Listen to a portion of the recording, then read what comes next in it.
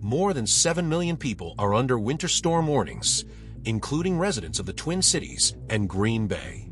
Morning and evening commutes could be hazardous, as snowfall rates may exceed 1 inch per hour. The storm has brought the season's heaviest snowfall to places like Minnesota and Wisconsin, making travel dangerous across parts of the northern United States.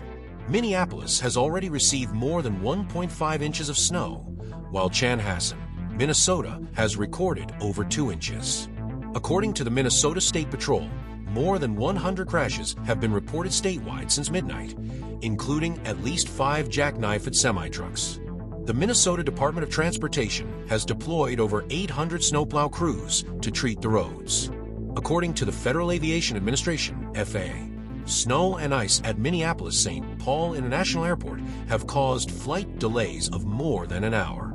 Forecast models showed a widespread band of 3 to 6 inches of snow expected from the Dakotas through Wisconsin. Some accumulations could reach 8 to 9 inches by the time the winter weather moves out of the region late Thursday evening.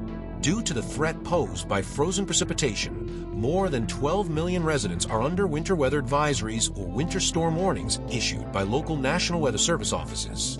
Thursday morning and evening commutes could be dangerous as snowfall rates exceed 1 inch per hour.